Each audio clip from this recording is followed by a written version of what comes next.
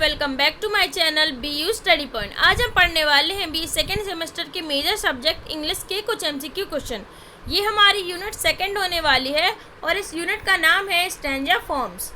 तो चलिए शुरू करते हैं। हमारा फर्स्ट क्वेश्चन है डैश कंटेन्स ओनली 2 लाइन्स। इसके ऑप्शंस हैं ब्लैक वर्ड्स या हीरोइक कपलेट। तो हमारा राइट आंसर हो जाएगा option number B, heroic couplet. Heroic couplet होता है जो उसमें सिर्फ 2 लाइन्स होती हैं। It's a form of writing which contain only 2 lines in iambic pentameter and rhyming together at the end। मतलब इसका मतलब है कि इसमें ये जो फॉर्म ऑफ स्टैंजा है इसमें हमारी 2 लाइन्स प्रेजेंट होती हैं जो कि एंड में इनकी एंडिंग जो होती है वो एक दूसरे से राइम कर रही होती है। तो हमारा राइट आंसर हो जाएगा option number B, heroic couplet. चलिए आगे बढ़ते हैं। क्वेश्चन नंबर सेकंड पे heroic couplet consist 2 lines rhyming together at the end. कैसी लाइन होती है मैंने अभी बताया, आइम्बिक स्टैंजा में या आइम्बिक पेंटामीटर में। तो हमारा राइट आंसर हो जाएगा option number B, iambic pentameter. Heroic couplet consist 2 iambic pentameter lines rhyming together at the end. ये मैं आपको पहले ही समझा चुकी हूँ। चलिए आगे बढ़ते हैं। क्वेश्चन नंबर थर्ड पे दैश हैव सेल्फ कंटेन्ड मीनिंग। इसका राइट आंसर है, मैंने आंसर ही लिखा हुआ है डायरेक्ट, कपलेट। कपलेट जो होता है उसमें सेल्फ कंटेन्ड मीनिंग होती है। मैं आपको पहले ही बता चुकी हूँ कि जो कपलेट होता है वो 2 लाइन का होता है। Whole poem get completed in just 2 lines and called couplet. और उसका जो होता है वो सेल्फ कंटेन्ड मीनिंग, उन 2 लाइनों में ही जो पूरी जो बताना चाहता है पोएट वो अपनी भावनाओं को या इमोशंस को या जो भी है उसको व्यक्त कर देता है उन्हीं 2 लाइन में। चलिए आगे बढ़ते हैं। Why it is called heroic couplet. हम हीरोइक कपलेट को हीरोइक क्यों बोलते हैं? Because pentameter verse rhymed was first used for epics और द हीरोइक पोएट्री। हम हीरोइक कपलेट में हीरोइक वर्ड इसलिए इस्तेमाल करते हैं क्योंकि जो ये हीरोइक कपलेट हैं इन्हें सबसे पहले एपिक्स और हीरोइक पोएट्रीज़ के लिए यूज़ किया गया था। इस तरीके के जो पेंटामीटर वर्सेस राइमिंग हैं इन्हें सबसे पहले एपिक और हीरोइक पोएट्री के लिए इस्तेमाल किया गया था, इसलिए इन्हें हीरोइक कपलेट कहा जाता है। समझ गए आप? चलिए नेक्स्ट क्वेश्चन पे चलते हैं हम। ये एक्सप्लेनेशंस हैं क्योंकि इन चीज़ों में ज़्यादा क्वेश्चंस नहीं बनते हैं, लेकिन समझने के लिए आपको ये देखना ज़रूरी है। चलिए कपलेट मीन्स, कपलेट मैं पहले ही बता चुकी हूँ कि क्या होता है, फिर भी आप देख लीजिए ताकि आपकी रिवीजन होता रहे। Stanza with only 2 lines and proper meaning, ये इसकी शॉर्ट डेफिनेशन है एक हिसाब से कि कपलेट क्या होता है, 2 लाइन की पोएम होती है और प्रॉपर मीनिंग होता है इसमें। चलिए नेक्स्ट पे आ जाते हैं। Iambic pentameter. आइम्बिक पेंटामीटर, आप सोच रहे होंगे कि आइम्बिक पेंटामीटर क्या होता है, तो मैं आपको इसमें बता देती हूँ कि जो 2 लाइन्स होती हैं आइम्बिक पेंटामीटर के अंदर 2 लाइन्स आती हैं, कंसिस्ट ऑफ 2 साइबल्स। ठीक है, इसमें जो होता है एक पैरा होता है स्ट्रेस्ड और दूसरा होता है अनस्ट्रेस्ड। जो स्ट्रेस्ड होता है वो लॉन्ग, लाउडर और हायर होता है। मतलब ये जो लाइन होगी लॉन्ग होगी, लाउडर होगी, इसकी टोन जो होगी वो भारी होगी और हायर होगी। और अनस्ट्रेस्ड वाला शॉर्ट होता है, क्वाइटर होता है, लोअर। मतलब इसकी टोन स्लो होती है, डाउन होती है और लो होती है, और स्ट्रेस वाले की लॉन्ग, लाउड होती है। देखिए, 1 para will be stress and other will be unstressed in heroic couplet. जो हीरोइक कपलेट होता है उसमें एक पैरा जो होता है वो आपका स्ट्रेस्ड होता है एंड अदर जो होता है अनस्ट्रेस्ड होता है।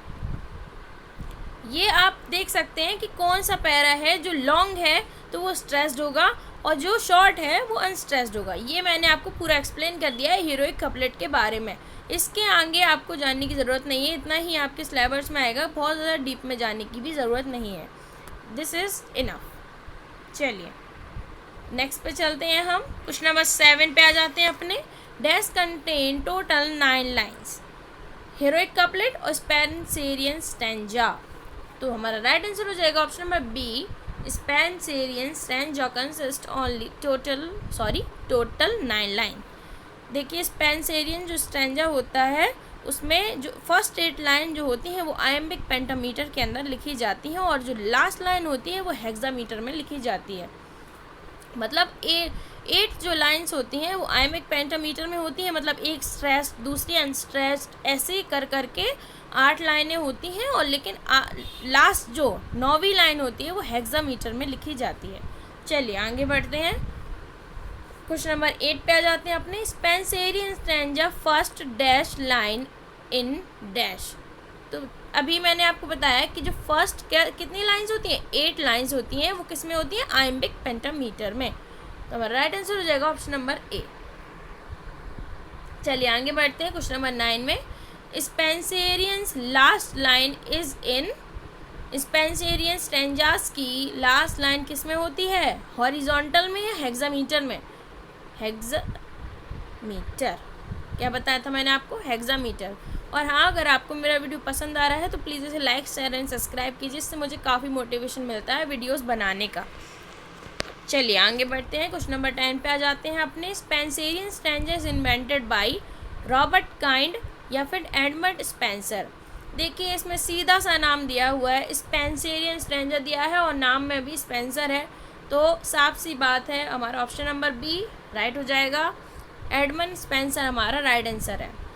इसमें आपको कोई बहुत ज़्यादा सोचने की ज़रूरत नहीं है, साफ सीधा दिया हुआ है तो आप सीधे टिक कर सकते हैं। चलिए नेक्स्ट क्वेश्चन पे चलते हैं। Spencerian rhyming scheme. स्पेंसेरियन स्ट्रैंजास जो होते हैं उसकी राइमिंग स्कीम क्या होती है? ए बी बी सी सी, या फिर हमारा बी ऑप्शन हो जाएगा A B C D B B C C D.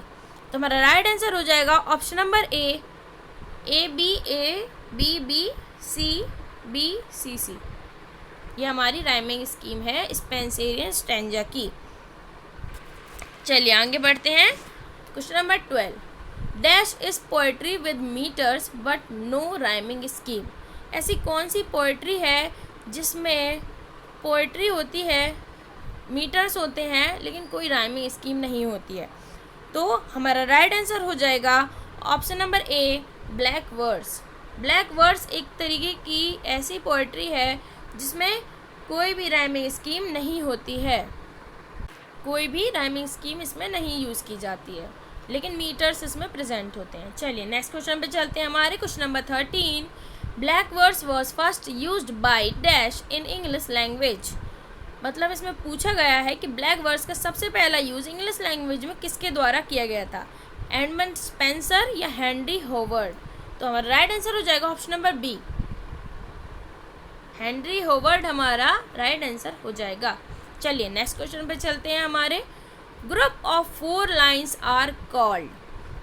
ये मैं फर्स्ट वीडियो में आपको समझा चुकी हूँ, और इस वीडियो में मैंने आपसे कहा भी था कि लास्ट वीडियो में कि नेक्स्ट वीडियो में आपको मैं ये डिटेल में बताऊंगी। तो कुछ क्वेश्चंस मैंने उससे भी रखे हुए हैं, तो आप उसके आंसर कीजिएगा ज़रूर खुद से। Group of 4 lines are called. 4 lines के ग्रुप को क्या कहते हैं हम, क्या कहते हैं, कपलेट या फिर क्वार्ट्रेन? कपलेट तो अभी अभी आपने देखा कि कितने लाइन्स के ग्रुप को कपलेट कहते हैं, 2 लाइन्स के। तो 4 लाइन्स की ग्रुप को क्या कहते हैं हम, क्वार्ट्रेन। क्या कहते हैं, क्वार्ट्रेन्स। तो हमारा राइट आंसर हो जाएगा ऑप्शन नंबर ए, क्वार्ट्रेन। चलिए नेक्स्ट क्वेश्चन पे आ जाते हैं, question number 15। Group of 2 lines are called ode या कपलेट। 2 लाइन्स का ग्रुप होता है उसे हम क्या कहते हैं, कपलेट। जैसे कि हीरोइक कपलेट एक फॉर्म ऑफ स्टैंजा है, वो भी 2 लाइन्स का होता है क्योंकि उसमें कपलेट का वर्ड यूज हुआ है, तो कपलेट मतलब 2 लाइन्स। तो हमारा राइट आंसर हो जाएगा ऑप्शन नंबर बी। चलिए नेक्स्ट क्वेश्चन पे आ जाते हैं, question number 16। 9th line of Spenserian stanza consist of 12 feets called as alexandrine या फिर अलेक्जेंडर। तो हमारा राइट आंसर हो जाएगा ऑप्शन नंबर ए। जो 9th लाइन होती है स्पेंसेरियन स्टैंजा की, उसमें 12 फीट्स होते हैं, मतलब 12 वर्ड्स होते हैं, उस तरीके से ही है, तो उसे अलेक्जेंड्राइन कहा जाता है। ये क्वेश्चन काफ़ी इंपॉर्टेंट है, हो सकता है आपके पेपर में आए, क्योंकि चलिए नेक्स्ट क्वेश्चन पे चलते हैं, question number 17। Black verse is written in dash stanza या फिर आइम्बिक पेंटामीटर। तो हमारा राइट आंसर हो जाएगा option number B, iambic pentameter. Black verse को भी हम आइम्बिक पेंटामीटर में लिखते हैं, तो हमारा राइट आंसर है ऑप्शन नंबर बी। चलिए नेक्स्ट चलते हैं हम अपनी क्वेश्चन नंबर 18 पर। Heroic couplet was pioneered by, हमारे ऑप्शंस हो जाएंगे जॉफ्री चौसर या फिर ऑप्शन नंबर बी है जॉर्ज चेस। तो हमारा राइट आंसर हो जाएगा option number A.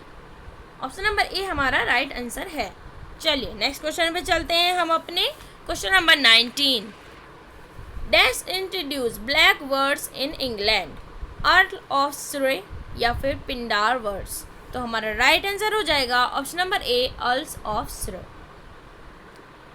Earls of सरे जो थे उन्होंने ही ब्लैक वर्ड्स को इंग्लैंड में इंट्रोड्यूस कराया था। चलिए आगे बढ़ते हैं क्वेश्चन नंबर 20 पे। हाँ, term stanza is of Italian origin और फ्रेंच ओरिजिन।